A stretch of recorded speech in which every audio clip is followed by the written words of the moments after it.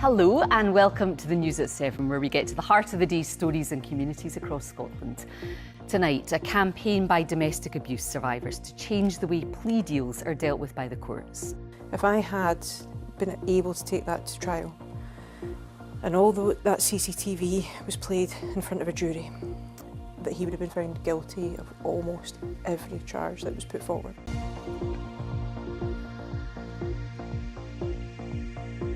We start tonight with the story of Liz Shanks. Liz is a domestic abuse survivor who installed cameras around her home to protect her prized collection of classic cars. But instead, they captured the escalating and violent domestic abuse carried out by her former partner, Forrest. He was jailed, but as part of a plea negotiation, commonly known as a plea deal, prosecutors agreed to drop 7 charges against him. He was sentenced to 3 years in prison. Liz is one of a group of survivors who's calling on the Justice Secretary for changes around plea deals.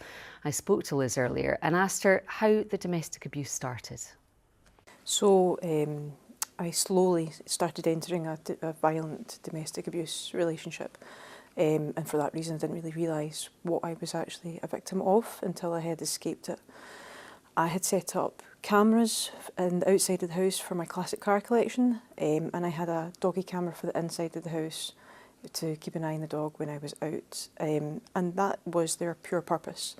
Inadvertently, they started to catch moments of domestic violence in my relationship, and that escalated during COVID, as it would have done for most people.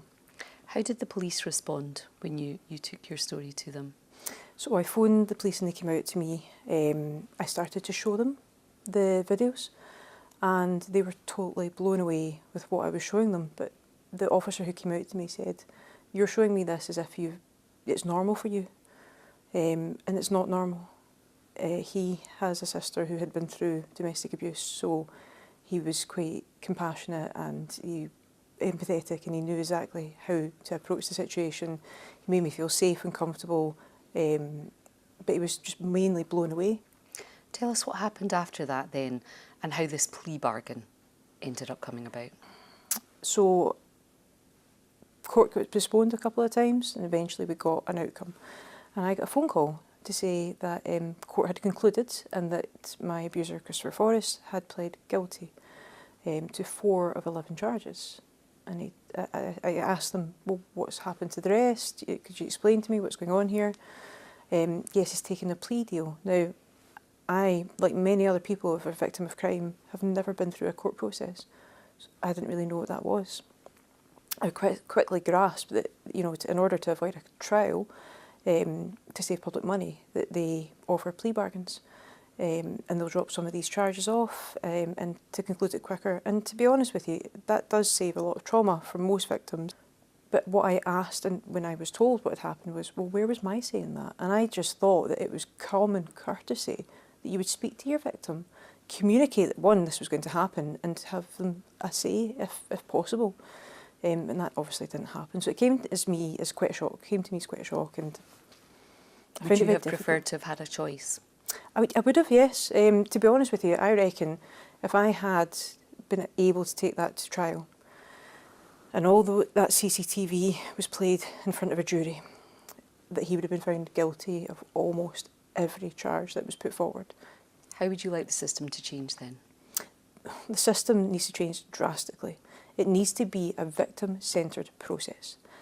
I, like many other victims, are left as a spectator, watching from the outside in, have no say, no control, and we're not included, and that needs to change. Now, the Crown says it's committed to listening to victims whilst working with partners across the criminal justice system in the continual improvements of the communication process. Has that been your experience? What do you say to that? One thing I learned from the abuse that I suffered was words are one thing and actions are another. And I very much feel with that statement, it same applies. Liz, life thankfully has improved so much for you. It's so much better. How are you doing now? I'm good. And I think this is something I would really like to convey to other victims of domestic abuse. There is light at the end of the tunnel. I did meet somebody after a period of time who has shown me what I should have been treated like all along.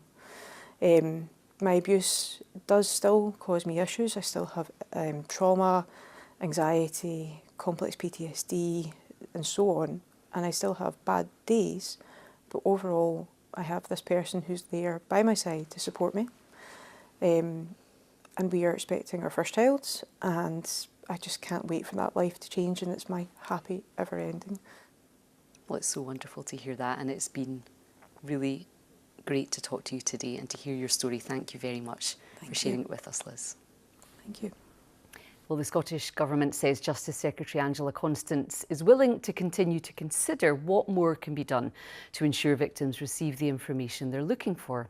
And if you've been affected by anything you've heard, details of organisations offering information and support with domestic abuse are available at bbc.co.uk/actionline, or you can call for free at any time to hear recorded information on 0800 888 809. That's 0800 888 809.